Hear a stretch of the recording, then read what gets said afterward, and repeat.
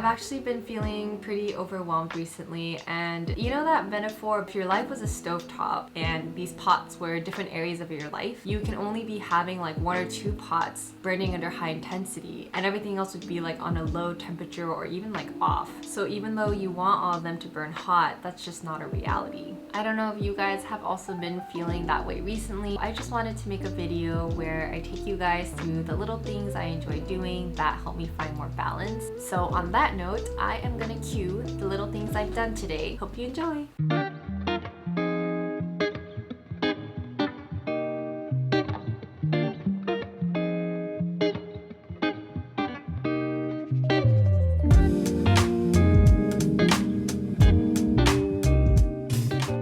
So I just cleaned my room, bed is freshly made. I actually read this book called 4,000 Weeks. It was speaking to my soul at the time, and the whole premise is basically the average human being lives to about 4,000 weeks, which is honestly a lot shorter than I think we would think. One of his friends said 1,000,000 weeks, so I think it just goes to show that as people, we have this perception of time where we almost think we have more of it than we actually do. And this leads into the author's main point, which is that a lot of times we don't really acknowledge our limits.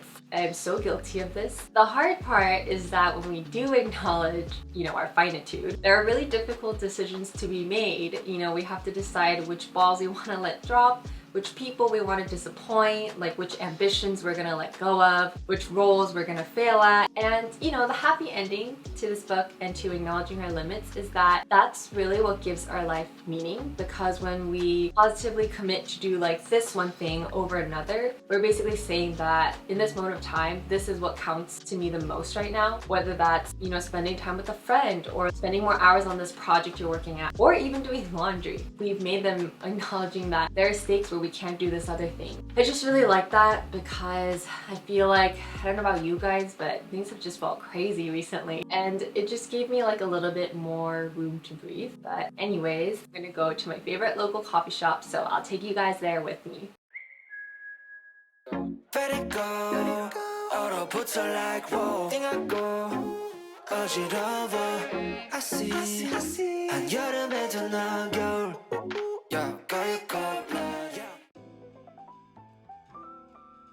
To open up a little bit more on my personal life, there's just been like a lot going on which has left me feeling pretty overwhelmed. I think the biggest one is that my grandpa actually passed away pretty unexpectedly, so I had to fly back to Korea during a time where I was really go go go. It really caused me to pause because I literally had to just fly across the country to go to the funeral. I think it just left me feeling very emotionally and mentally capped out, and what I'm realizing about loss is that it's not just like one and done.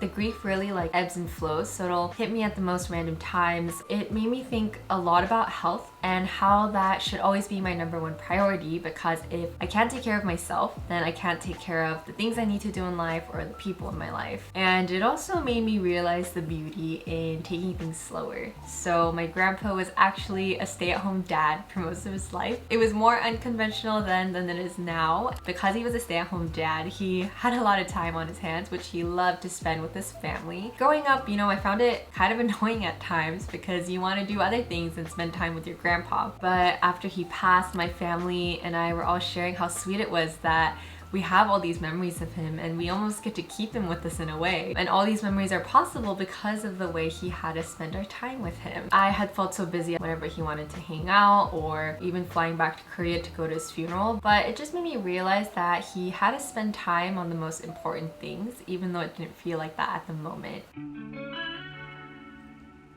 Hi! I feel like I've been feeling a little overwhelmed these days. Got to some bad news on the news.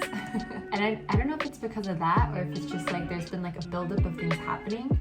Something else I love doing that keeps me really balanced is actually routines. The reason I love these routines is because they're almost like built-in habits. For instance, every other Friday I have therapy. Once a month I have spiritual direction. The thing I love about therapy and spiritual direction is that it keeps me really centered mentally and emotionally, even as every week changes. And I actually filmed one of my reflections after my session because I wanted to share with you guys, so I'll cue that in a bit. I would just say like one thing that's really important about these routines is make sure like it's not something that's gonna add to your guilt. So for instance, I recently got a gym membership and I felt like every time I had to go, I had to like do a intense workout because I'm like paying for this gym membership. But I just realized like, you know, sometimes I can just go and like just shower. I needed to think of it more as something I do to keep myself healthy, yes, but also to keep myself balanced and happy. Hello.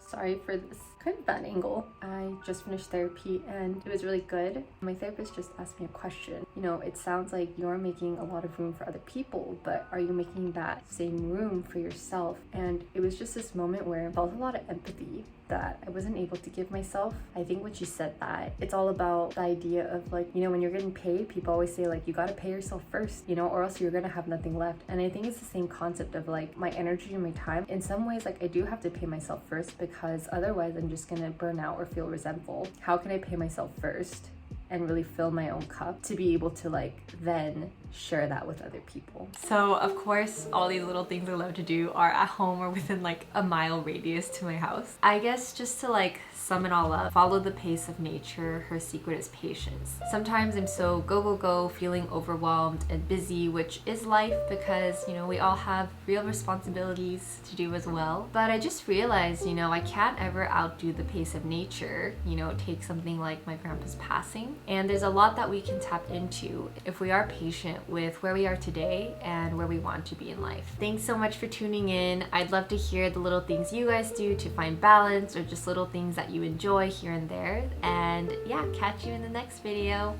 Bye!